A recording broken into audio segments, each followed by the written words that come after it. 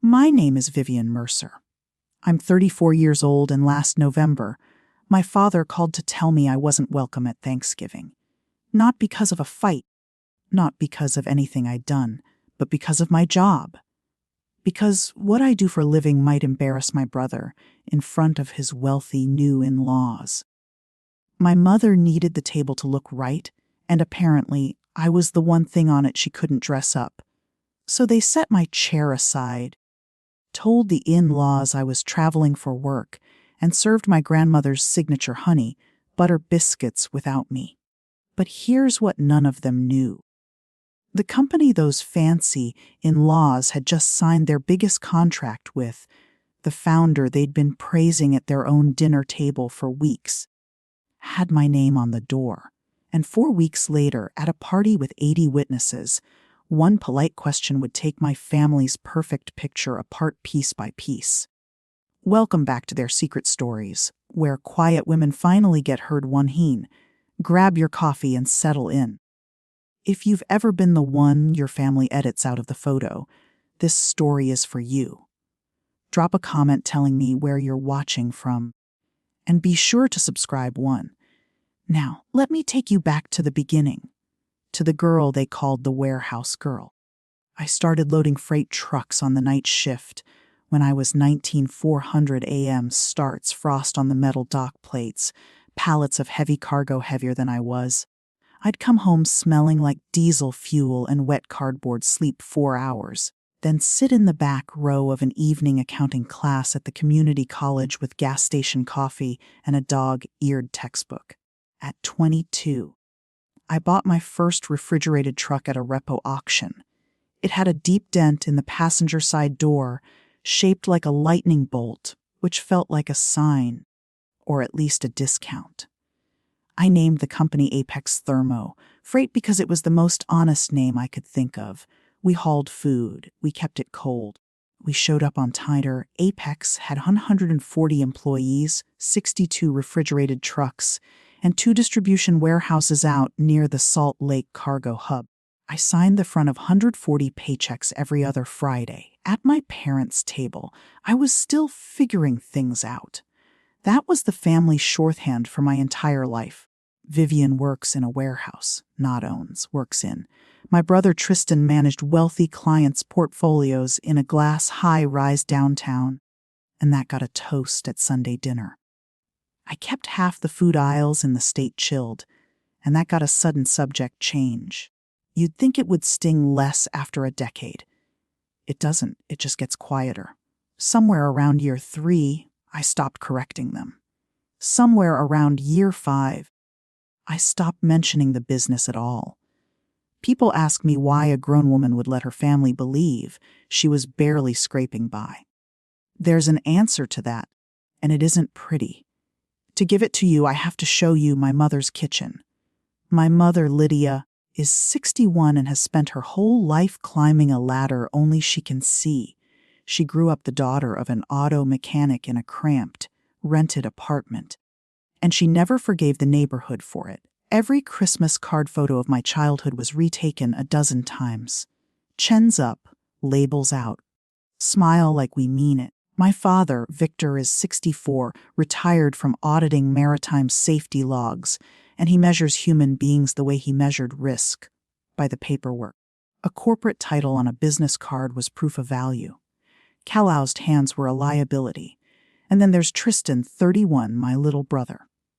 Pressed custom shirts, bleached teeth, a junior associate's desk at a restructuring advisory firm where he was, as far as I could tell, in charge of nodding. Tristan was the one who turned out.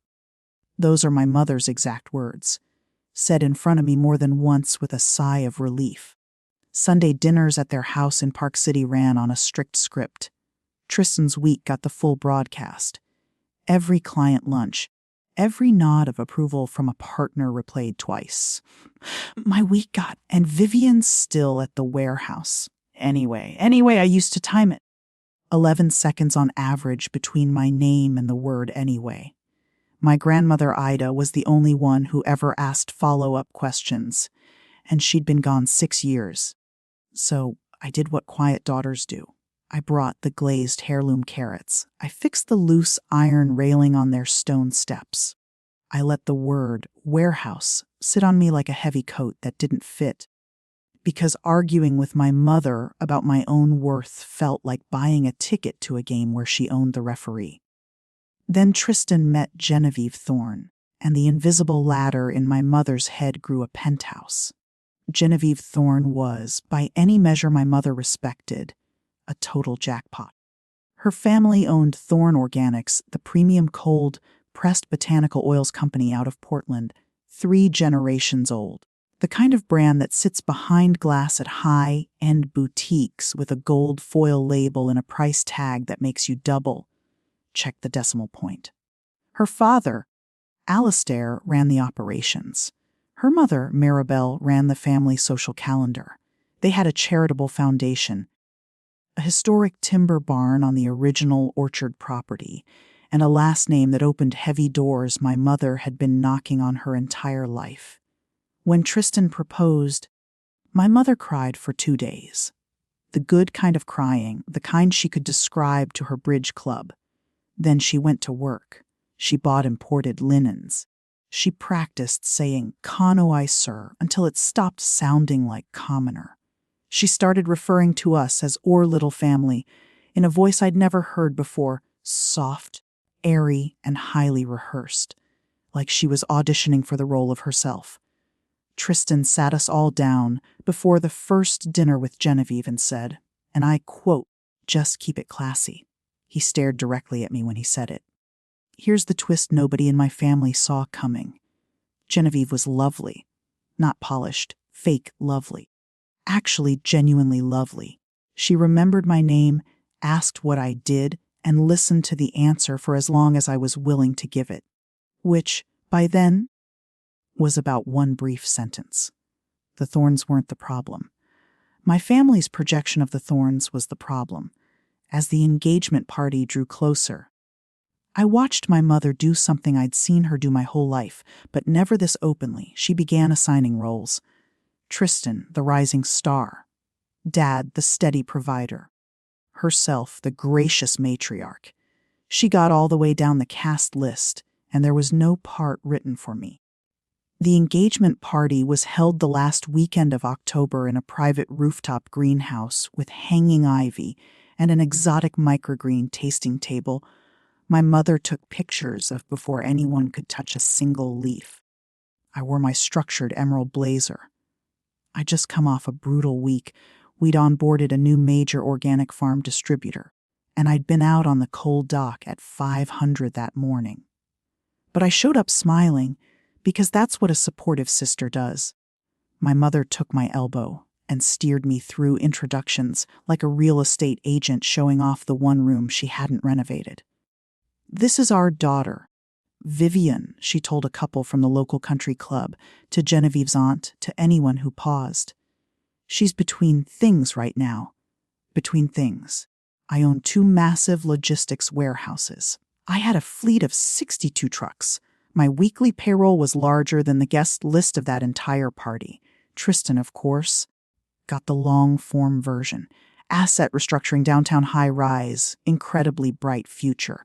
At some point during the toasts, he clinked his glass and made a dry joke about how his sister could drive a forklift if the caterers needed help moving their equipment. And the room chuckled. I laughed, too, because the alternative was making a scene at my brother's engagement party, and quiet daughters don't do that. One minor thing happened that night that I didn't think about again for weeks. Alistair Thorne shook my hand on his way to the bar. He was tall, graying at the temples, carrying himself with the ease of men who sign the front of the checks, not the back. He held my grip a second longer than polite and glanced down at my hand. "Working hands," he murmured. "Don't ever lose those." Then he was gone, and nobody heard it but me. That night I did something I'd never done. I called my mother and told her the truth. That between things was a lie, and it hurt. And next time I would introduce myself, she was as warm as bathwater. Of course, honey, of course. 3 weeks later, I found out what, of course, meant in my mother's language. The news came at Sunday dinner, delivered like a major state announcement. The Thornes were coming to Thanksgiving. All three of them, Alastair, Maribel, and Genevieve, driving down from Portland to eat at my parents' table in Park City. Genevieve had pushed for it. She wanted the families close, wanted her parents to know Tristan's people before the wedding. My mother had agreed before the question was even fully asked, and then she went to war, within a week. There was a multi-course tasting menu for Thanksgiving, a holiday whose entire menu was designed before any of us were born. She hired the neighbor's kid to edge the walkways in late November, when nothing was blooming and nobody would see them under heavy winter coats. She borrowed fine antique crystal from her friend Beverly and polished it twice. I stood in her kitchen on a cold Saturday while she laid out 3 different napkin options on the counter like surgical tools, and that's when she said it. The sentence that would follow our family around for the rest of this story. We need this table to look right. She didn't even look up when she said it. It wasn't cruel. That's what I want you to understand. It was worse than cruel. It was operational. I told her I'd bring Grandma Ida's honey, butter biscuits. The ones from her handwritten recipe box. The ones I'd made every Thanksgiving since she passed. My mother said that would be fine. I remember being pleased. I remember actually feeling grateful to be assigned a dish, the way you feel grateful for scraps when you've decided scraps are a kind of love. What I didn't know was that other conversations were already happening. Twice that week, my father's phone lit up on the kitchen counter with Tristan's name. And both times, my father took the call out in the cold garage. The call came on a Tuesday night in the middle of November. I was standing in my kitchen with flour on my hands, testing Grandma Ida's recipe because the oven in my townhouse runs hot, and I wanted them perfect. My father's name popped up on the screen. Dad never called. Dad was handed the phone at the end of Mom's calls like a notary signing off. Vivian. He cleared his throat twice, and I heard paper. I swear to you, I heard actual paper rustling like notes. Your mother and I have been talking about Thursday, and we think, well, maybe this year isn't the year. I asked him what that meant. He walked me through it with the gentle, reasonable voice he used to deny maritime insurance claims for 30 years. The Thornes were a certain kind of people, established people. There would be questions, natural questions. What do you do? Questions. And honey, a warehouse. How do we dress that up? There it was. I looked down at the flour coating my hands. He kept going, filling my silence with the script. This was Tristan's night. Tristan needed this to go well. Surely I understood. We'd do a nice little dinner, just us, sometime after the holidays. Then softer, like it explained everything. Your mother needs this table to look right. I asked him one question. Did Tristan ask for this, or did Mom? The pause went on so long I could hear their refrigerator humming in Park City. That silence was the honest answer, and both of us knew it. He didn't try to construct a lie. I said I understood. I didn't, but I said it because I've been saying it my whole life.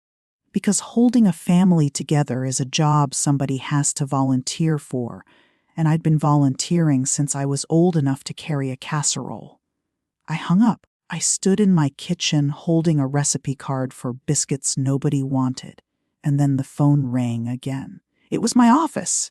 It was Regina, my chief operating officer, who has been with me for 10 years and calls after hours only when something is truly worth it. Are you sitting down or are you wallowing? She asked. Both, I said. Good, because this is the strangest blind folder I've ever been sent. A procurement broker out of Portland had contacted us. A request for proposal sent blind, client name withheld, codename Project Verdant, a family-owned premium organic oils brand, preparing a major regional expansion across the West, seeking a sole refrigerated logistics partner for the entire program, full cold chain from warehouse to shelf. If we won it, it would be the largest contract in Apex's history. Regina read me the client's stated requirements over the phone, and one of them made me laugh out loud for the first time that night. The client wanted a partner with, quote, family-run values.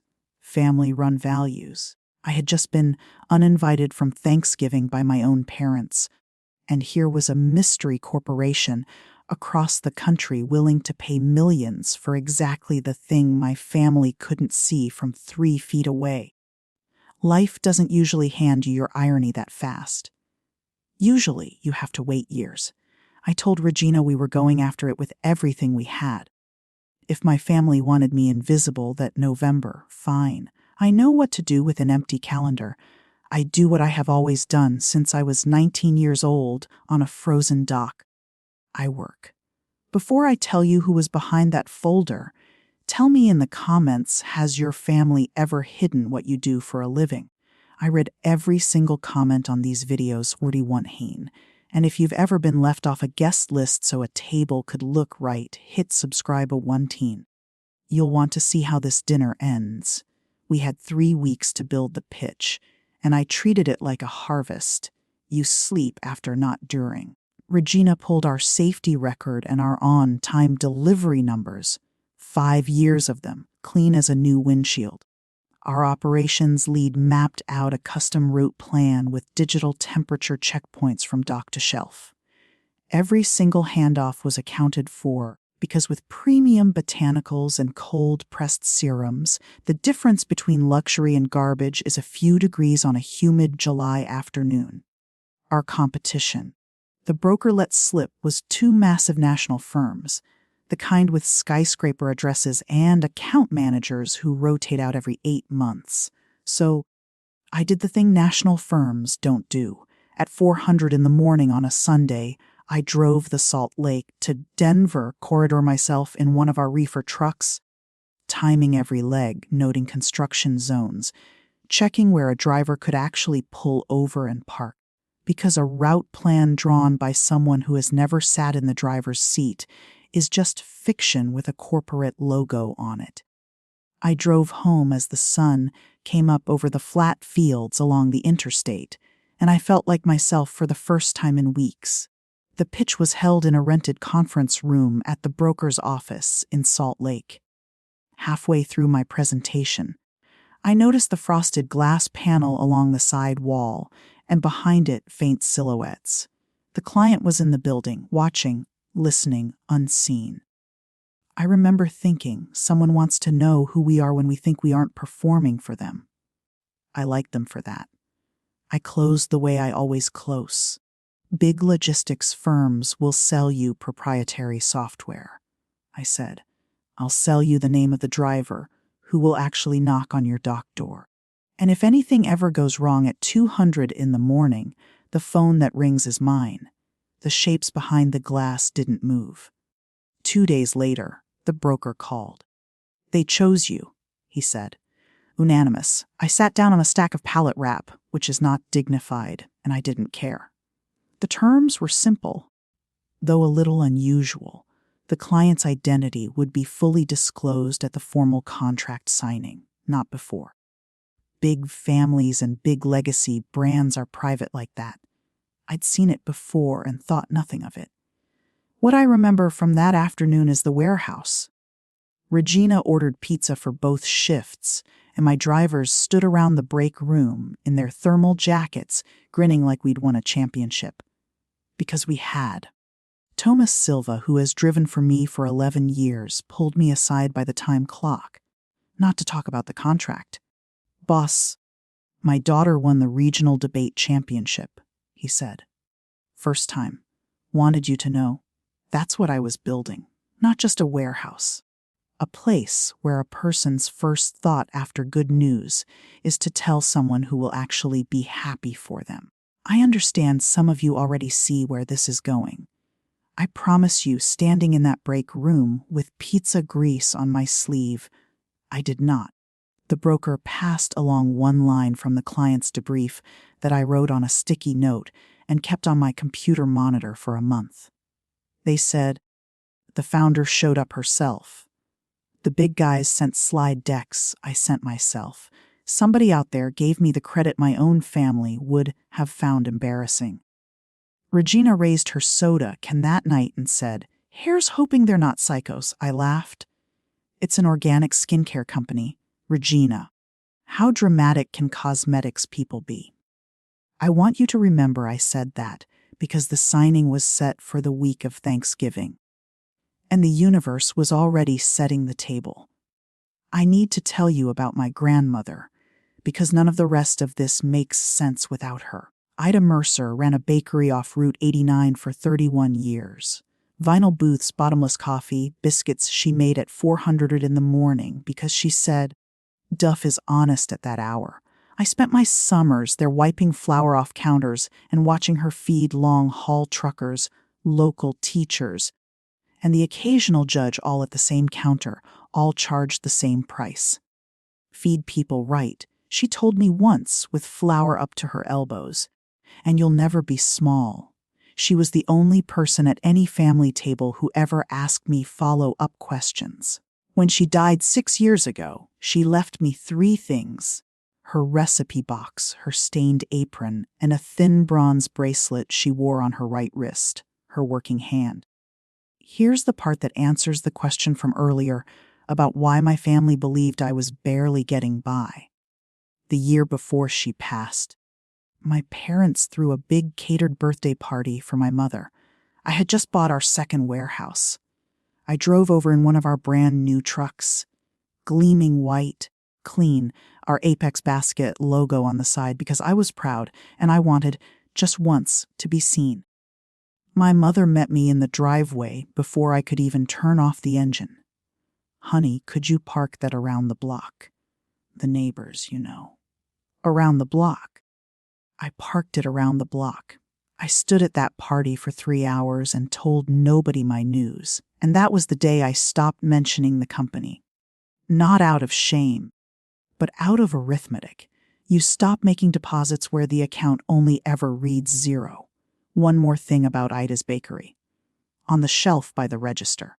All those years, she stocked little gold-labeled bottles of premium cold, pressed oil from Portland, Thorne's the Saturday before Thanksgiving. Tristan's leased British Electric SUV pulled into my driveway. First time in months. He came in, declined coffee, complimented my townhouse the way you compliment a clean hotel room, and got straight to it. "So Thursday," he said, hands shoved deep in his pockets. "Look, it wasn't my idea, but since it's happening, Mom wanted me to go over a couple of things. If it ever comes up with the Thornes, what you do." I waited. Watching my little brother rehearse is one of the few free entertainments left in this economy. Just say you're in regional logistics. Keep it vague. Actually, he glanced at his phone, and I realized he was reading from notes, just like Dad. "Mom thinks maybe don't mention work at all." There it was. They had scripted me even in my absence. A walk-on role with no lines played from another city. I kept my voice level, which by then was a skill I could have taught at the community college. "I won't lie about my life, Tristan. But don't worry. I won't be at the table to embarrass anyone." He had the decency to wince, but not the decency to argue. And that's when I understood he'd known about the disinvite before Dad ever called me.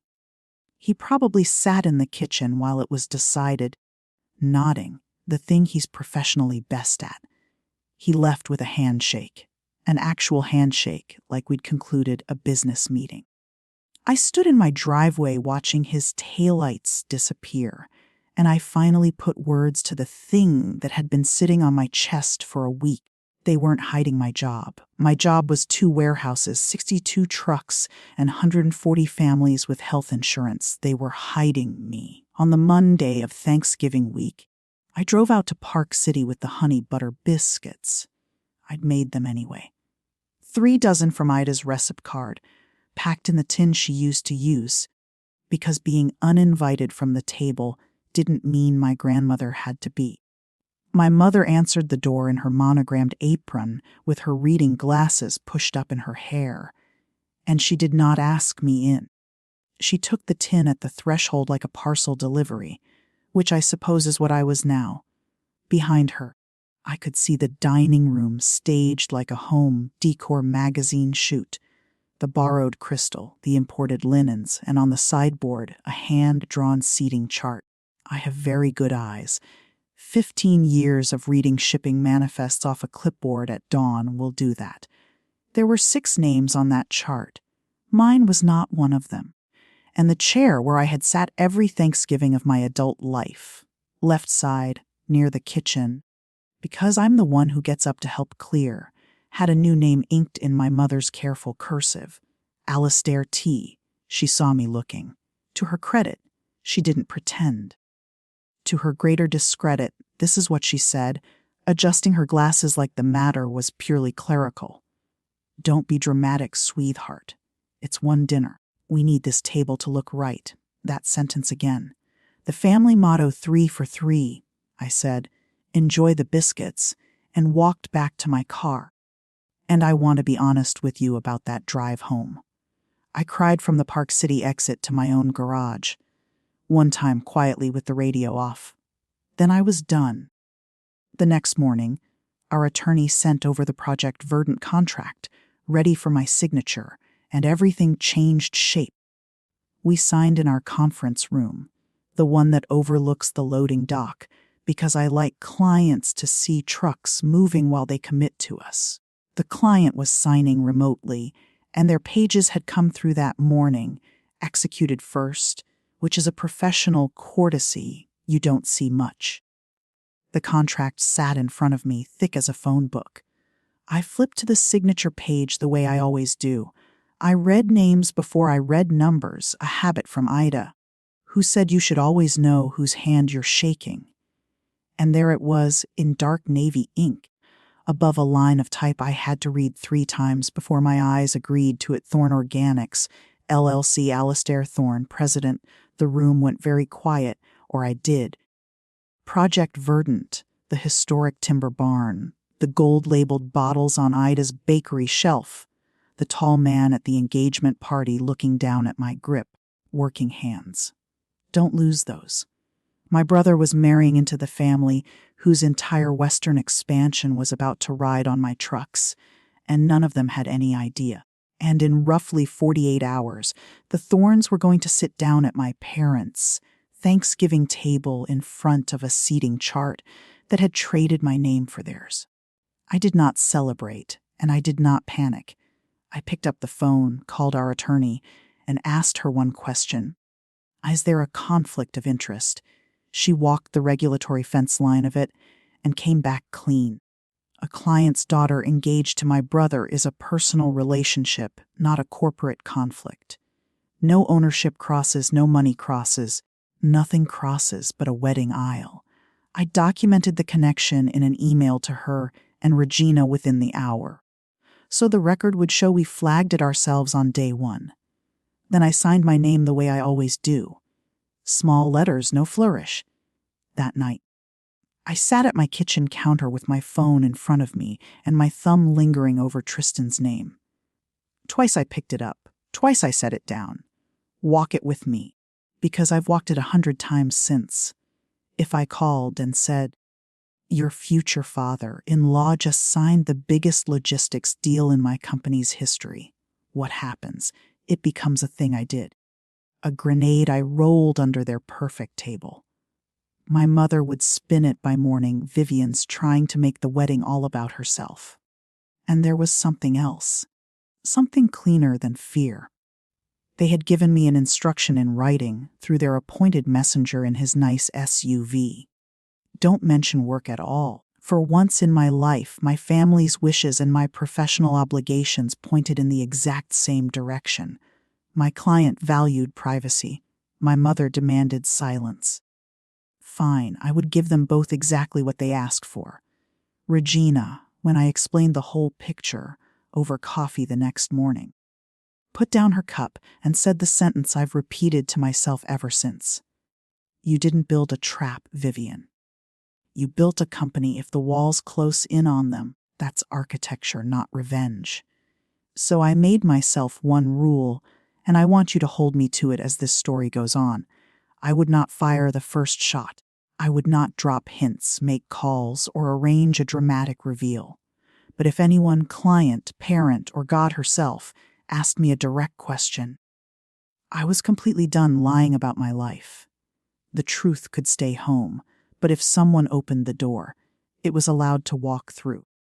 Our first delivery under the new contract was scheduled for the Friday after Thanksgiving. The two halves of my life were now one day apart on the same calendar. Thanksgiving Eve, my mother called. Sugar dripped from the very first syllable, which with her is a severe weather warning. She wanted to align on details, she said. Align. If the Thornes happen to ask about you, and they probably won't, honey, people don't really. She caught herself, but we both heard the end of that sentence. The family will simply say you were traveling for work. You understand. It's just simpler. Traveling for work. I looked out my kitchen window at the dark and thought, I built a company specifically so other people could do the traveling. Then came the second request. And this one I want you to hear plainly. She asked for the biscuit recipe, Ida's recipe, because Tristan had mentioned the biscuits to Genevieve as a family tradition. And wouldn't it be sweet if it was, quote, the recipe he grew up making?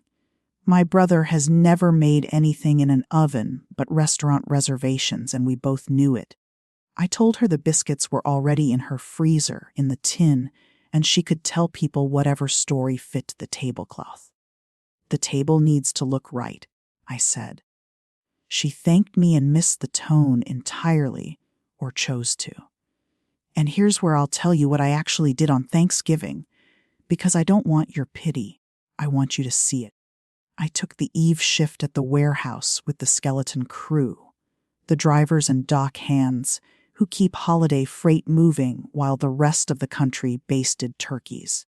We ordered a full spread delivered to the break room, and late that night, two things happened at almost the same hour, 25 miles apart. My mother set out her fine candles in Park City, and the first trailer with Thorne Organics stenciled on the side backed into my dock. Staging product for Friday's launch, right on schedule. I wasn't at my parents' table, so everything I'm about to tell you came from Genevieve, who called me that night from her car and talked for an hour, and whose memory for detail turns out to be better than a security camera's.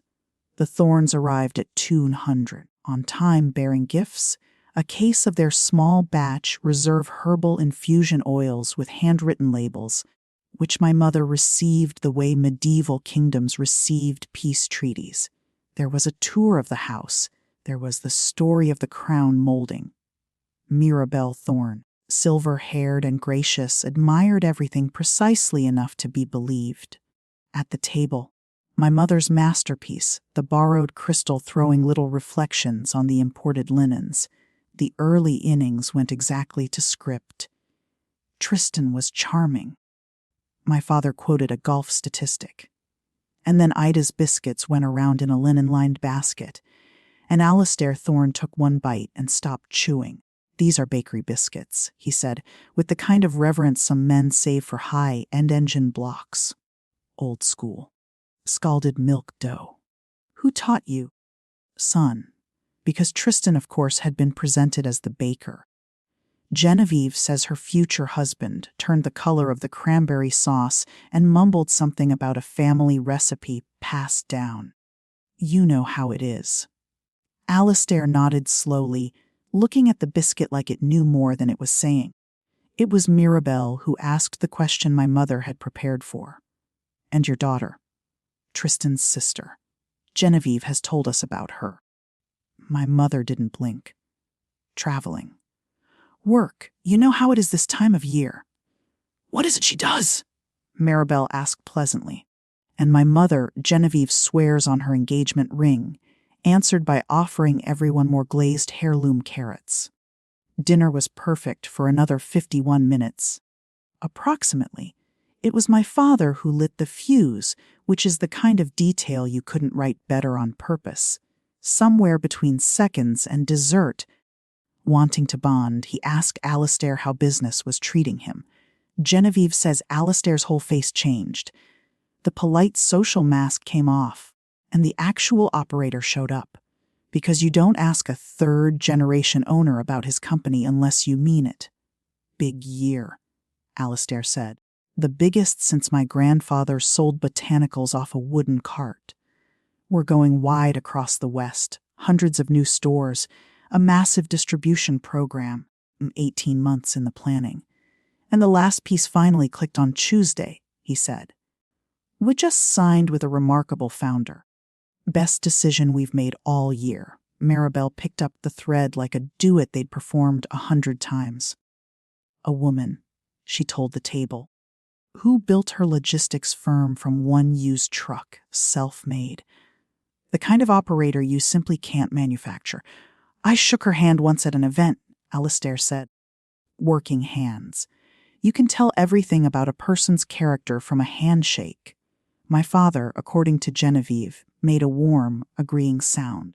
The sound of a man enjoying wealthy company discussing an abstract stranger. Tristan, leaning in with his restructuring advisor voice, asked the name of the firm. Always good to know the major players. Alistair smiled and said Apex Thermo-Freight.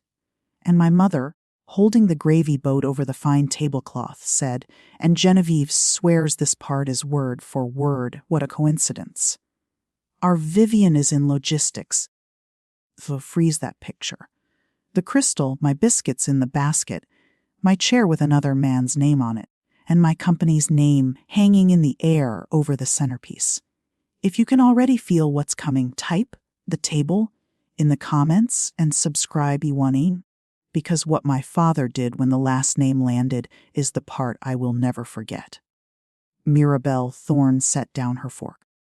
Genevieve says you could see the arithmetic happening behind her eyes, elegant and unhurried, the way her family probably does everything. A founder out of Salt Lake City, a cold chain logistics firm working hands, and a last name that had been sitting at this very table since 200.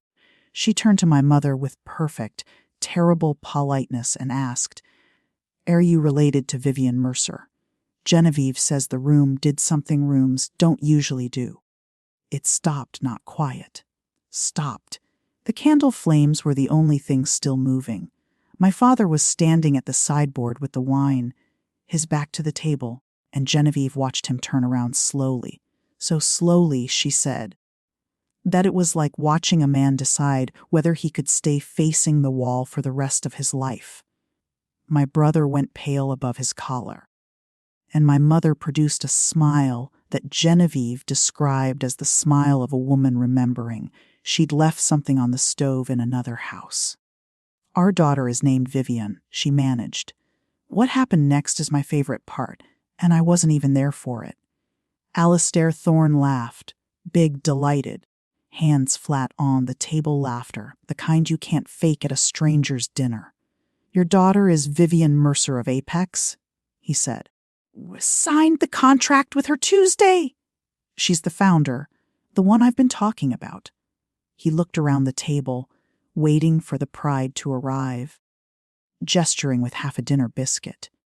Her biscuit, though he didn't know it yet. You must be so incredibly proud. Genevieve says the word, proud, landed on that table like a dropped glass.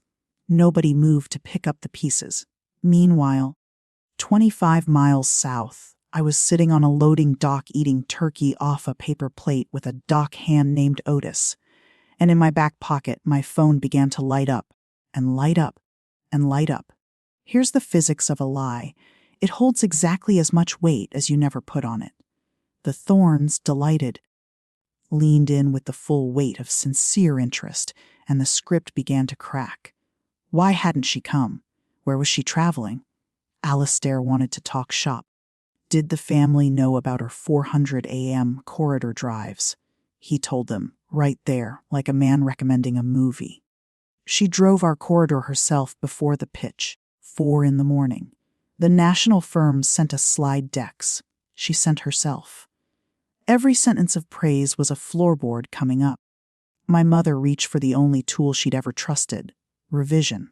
Vivian is very busy, very private. She keeps to herself. You know how these entrepreneurs are. And that might have held. My mother could sell sand in a desert.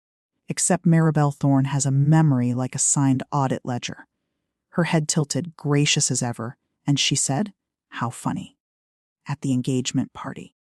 I could have sworn you told me your daughter was between things.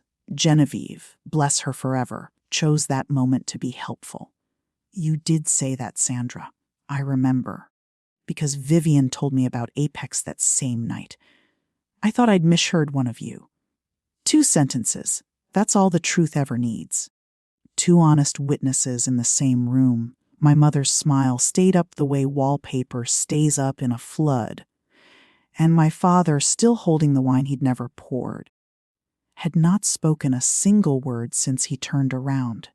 Genevieve says he was staring intently at the biscuits. I've thought about that detail more than any other. Not at his wife, not at his son, but at my grandmother's biscuits in the linen basket, at the center of a table that finally looked right. That's when my brother decided to save the evening. Tristan went with damage control, the professional kind, the kind they must teach in the same seminars as firm handshakes. He chuckled. Genevieve says it was almost convincing, and said, "We didn't want tonight to be about business. Vivian's world and ours don't overlap much, so we keep things simple for family events." Vivian's world, 100 miles of refrigerated corridor that his future father-in-law's legacy was now riding on, that world. And Alastair Thorne, who had been warm all evening, went still in a way that made the table colder than the draft from the bay window. He looked at my brother, the restructuring advisor, the pressed shirt, the boy who got the toast at every dinner, and said quietly, "Son, a family building something honest is never just business. Genevieve says Tristan's jaw did something complicated and stayed shut."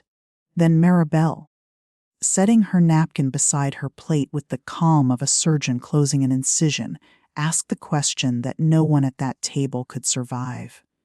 "Forgive me. I want to be sure I understand. Was she traveling, or was she not invited? Count the silences in this story. The pause on the phone when I asked my father whose idea it was, the stopped room when my name landed, and now this one, the longest, the one nobody volunteered to end. The biscuits went cold in their basket.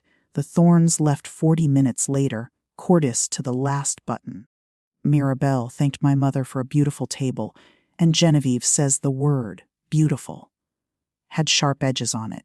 Genevieve stayed behind to help clear, which is how she saw my mother stand at her stage sideboard, staring at the seating chart with Alastair T inked over my chair.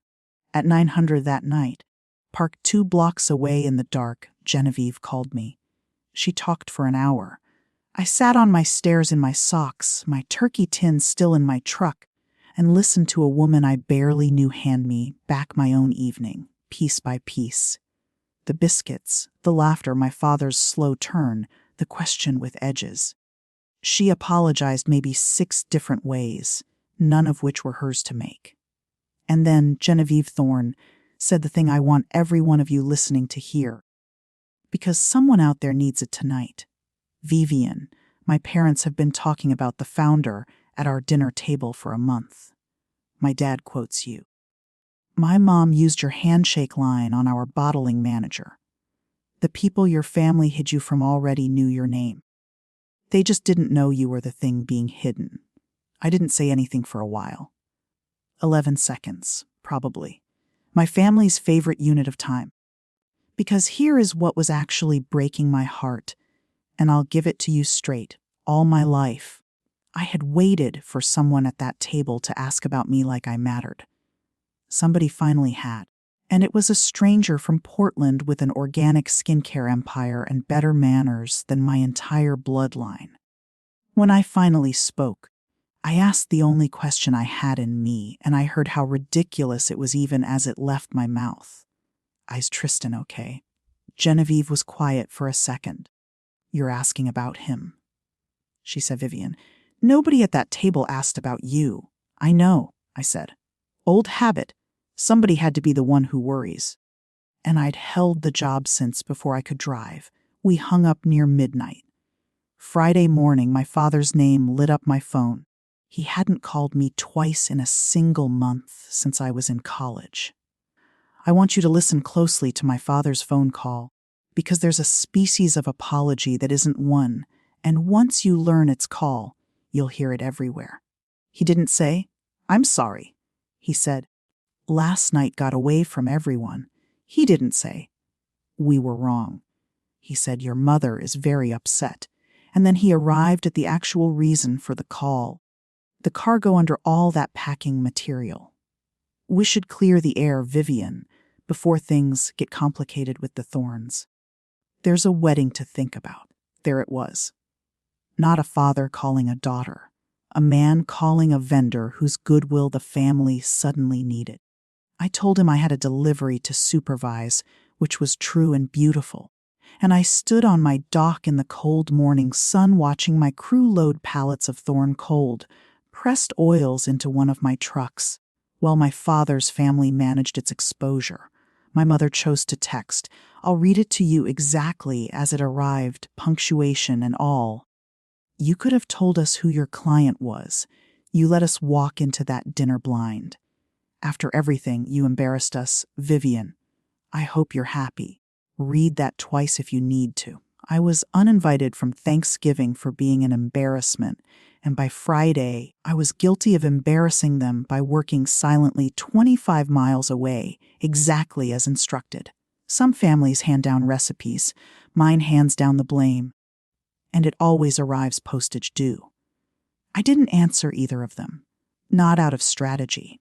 I just had nothing left in the drawer where the explanations used to be. That same afternoon, Alistair, Thorne's office, emailed first delivery flawless, temperatures perfect, driver Cordis, with one line added at the very bottom.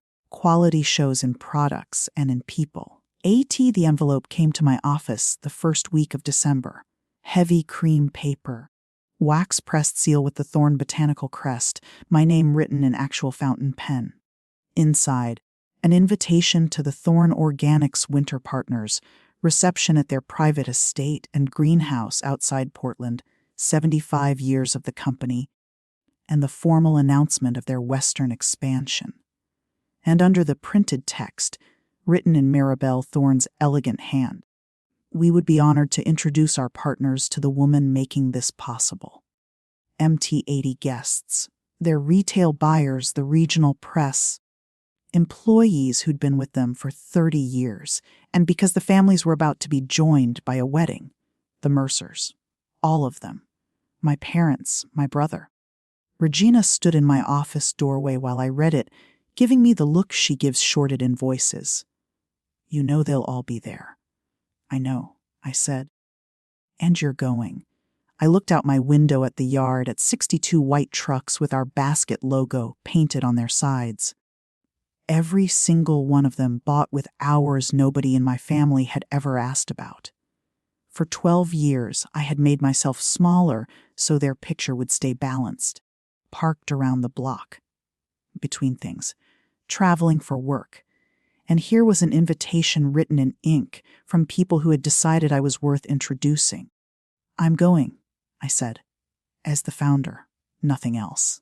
But I made myself a promise standing right there, and I said it out loud so it would count. I would not perform. Not pride for their cameras, not peace for my mother. If nobody asked me anything, I'd talk logistics all night and drive home happy. But if anyone asked me a direct question, they would get a direct answer. 4 days before the party, my mother showed up at my office. She brought a chicken casserole. 12 years, and my mother had never once seen my building. She came in a church, going coat with a dish she didn't need to bring, and I watched through the glass as she crossed my lobby.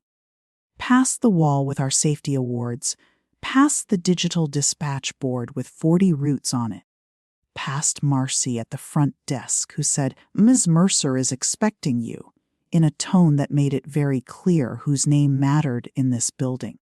My mother's face did something I'd never seen it do. It recalculated. She sat across my desk and led with warmth, which is how I knew to check the exits. This is all very impressive, honey.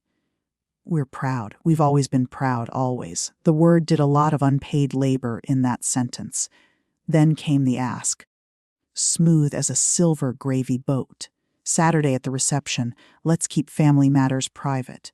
If anyone brings up Thanksgiving, we'll say there was a mix-up with the invitations. A miscommunication for Tristan, Vivian, for the wedding. One family, one story. A mix-up.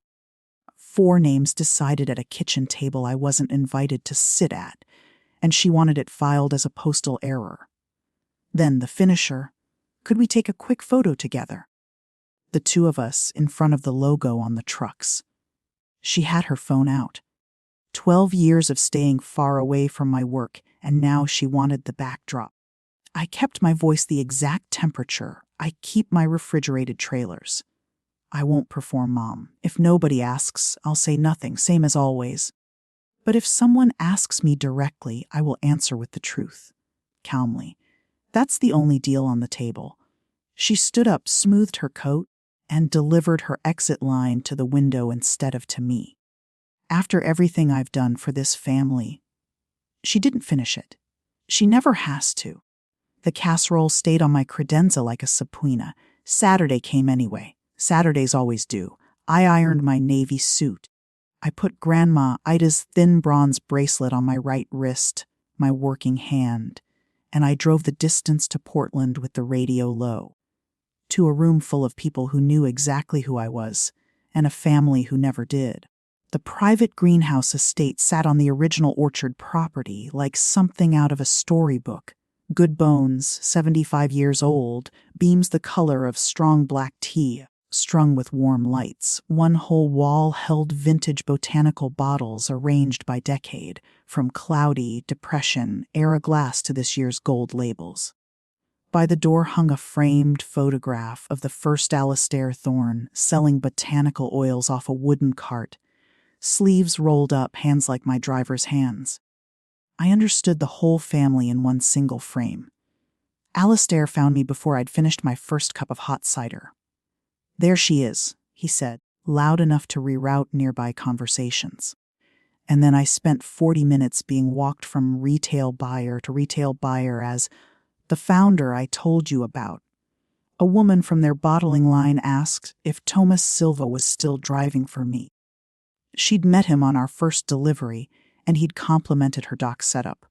Strangers, 2 weeks into a contract, and they knew my people's names. I was still holding that thought when the Mercers arrived. My mother came through the double doors in her best winter coat and stopped, physically stopped. At the sight of me standing at the center of the room, she'd come to impress. Positioned right between Alastair Thorne and his largest national buyer. Tristan developed a sudden, deep fascination with the vintage bottle wall, and my father stood a long moment in front of that photograph by the door. The cart, the rolled sleeves, the working hands, with an expression I couldn't read from across the room and have wondered about since. Then Alastair tapped his glass. The room went quiet the easy way, the way rooms do for a man everyone actually respects. Alastair kept it short, 75 years since his grandfather's wooden cart. A heartfelt thank you to employees who had outlasted 3 delivery vans and 2 recessions. Then the major announcement. Thorne Organics in 400 new stores across 6 states by summer. The room made the quiet sound of 80 people doing math. And I'll tell you what I told my board. Alastair said, none of it moves an inch without Vivian Mercer and Apex Thermo-Freight. He turned and raised his glass directly at me. Vivian, say a word. I don't love microphones. I love dock doors at dawn and clean manifests. But I said what was true, and I kept it the size of true things. Companies don't move goods, people do. I said, 62 drivers are going to carry your bottles through 6 states of unpredictable weather. And I'd rather you remember their names than mine. My grandmother ran a small bakery. She used to say, feed people right And you'll never be small. You've all been feeding people right for 75 years. We're honored to carry it." The applause was long and warm, and I stood in it, thinking of a woman with flour on her elbows. And then, from my left, rising over the fading hum, like a soloist who hadn't been given the sheet music, came my mother's voice. "That's our daughter." She had a firm hand on some retail buyer's forearm, angling herself aggressively into the circle, her voice pitched for the cheap seats. Our Vivian. We always told her she could do anything, always believed in her. Tristan materialized at her side with his professional nod. My father trailed them like a man being towed by a boat. Genevieve, standing near me, went very still, and Maribel Thorne, who missed nothing, who had been missing absolutely nothing since October, set down her glass, smiled the way well-mannered women smile before performing surgery, and asked my mother one polite question. "We're just so glad to finally have Vivian at a table," Maribel said warmly to my mother, with the whole circle listening. The buyer, 2 reporters from the regional food press, a bottling line supervisor, Alistair. "We did miss her at Thanksgiving. Where was it you were traveling, dear?" The last part was aimed directly at me, kind as could be. And I want to be fair to Maribel. I believe to this day it was an offered bridge, a chance to tidy up the loose thread in front of company. All I had to do was name an airport. I felt my mother's eyes on the side of my face like sun through a magnifying glass. I thought about 12 years of parking around the block. I thought about a seating chart with another man's name inked over my chair. And I said it level and unhurried, the way you read a delivery manifest. "I wasn't traveling, I wasn't invited. No thunder. That's the thing nobody tells you about the truth.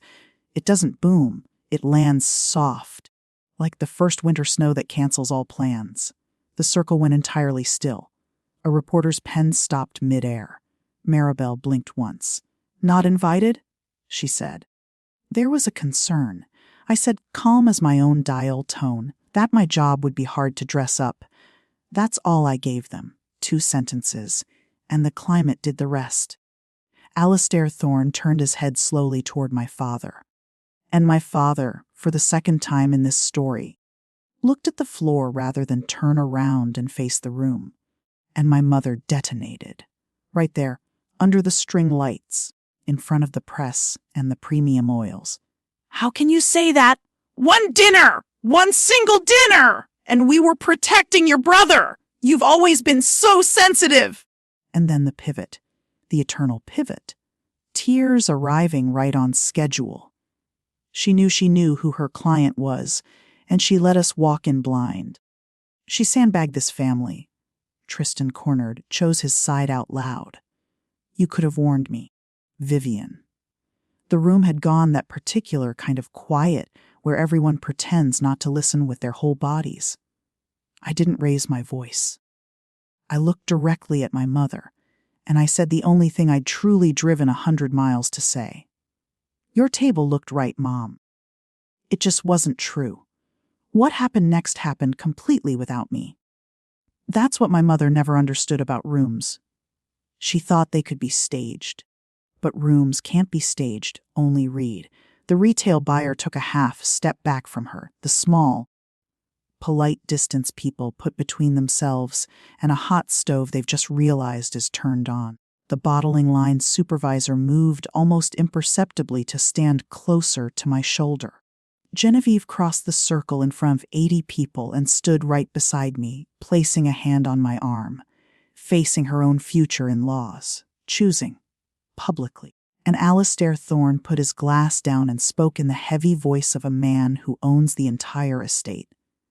"In this family," he said not loudly, "we were taught that the person who loads the truck outranks the person who watches them load it." He wasn't looking at me when he said it.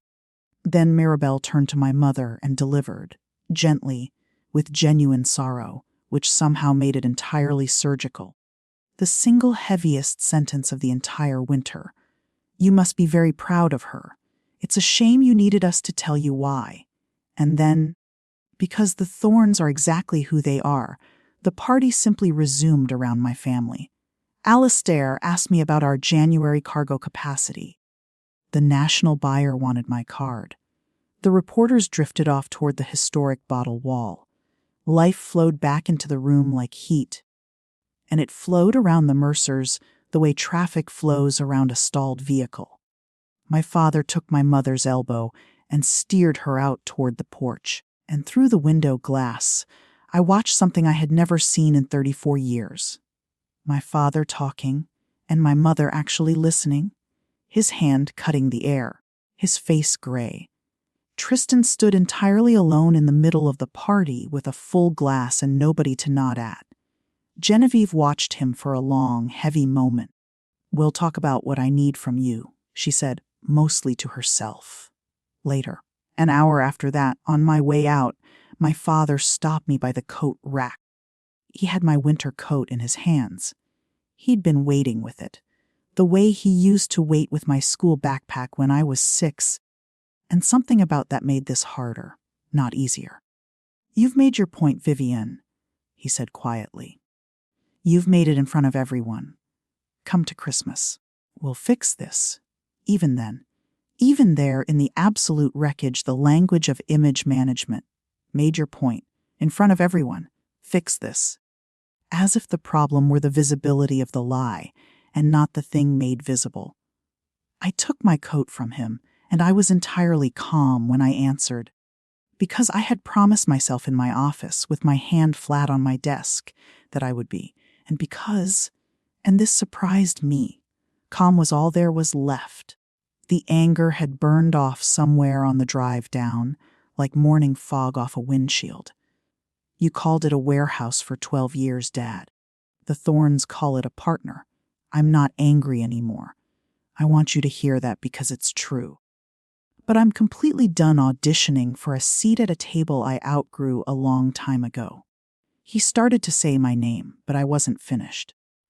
"When you want to know me, not manage me, not photograph me, but actually know me, my door is wide open. It's the one with my name on it.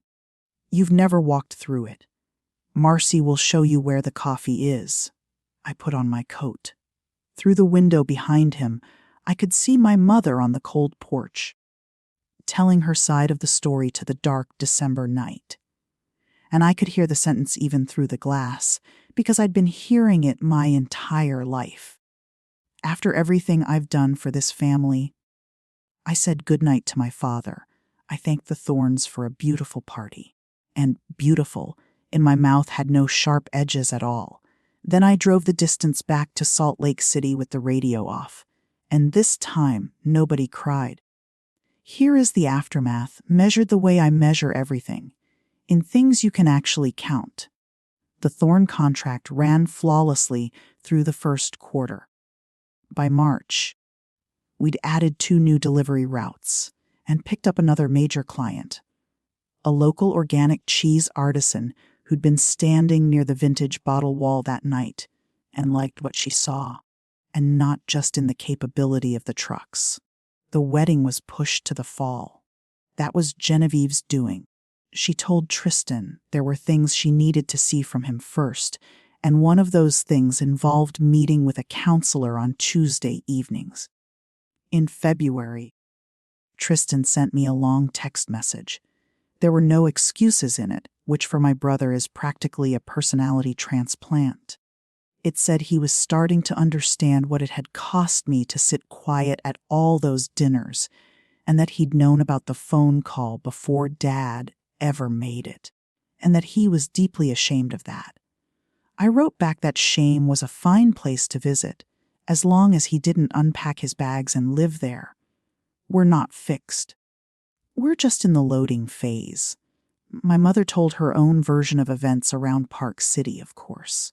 There was a major misunderstanding. Vivian's always been so dramatic, you know how she is. But 80 witnesses is 80 witnesses, and her version kept arriving places second. I'm told that at church, a woman from her garden club asked, very sweetly, why on earth anyone would ever leave that nice Mercer girl off a Thanksgiving guest list. My mother has not called me since the reception. I've stopped checking whether that hurts. Most days it just reads like quiet. And then there's my father. One gray afternoon in late January, Marcy buzzed my office. There was a man in the lobby. No appointment, wouldn't give a reason. He was standing by the window in his good winter coat, watching two of my drivers back trailers into the dock in the sleet, and he watched them for a very long time before he realized I was standing there. "Your grandmother would have liked this place," he said finally. Not an apology, an observation, but a true one. Maybe the first true thing he'd said to me in years. I didn't need the apology the way I used to. I gave him the full tour. He asked what the digital temperature sensors did. He met Thomas Silver and shook his hand, holding it a second longer than polite, looking down. And I watched my father register the deep calluses, and I watched him understand something quietly at 64 years old in a cold warehouse. Far too late and still completely in time. This Thanksgiving, we set up a long, beautiful table right between the high racks in Warehouse 2. My drivers, their kids, Regina, Genevieve. Every single chair had a name written clearly on it. Every single name got asked a follow-up question. Here's what I know now. The people who ask you to shrink so their picture looks right were never actually proud of you. They were afraid of you. And the moment you stop auditioning for a seat at their table, you find out the world already saved you one. That's my story. One phone call, one contract, and one polite question my mother never saw coming. If your family has ever hidden what you do or who you are, tell me in the comments. I read every single one. Share this with someone who needs their seat back. Drop a comment, hit subscribe, and I'll see you in the next one on their secret stories.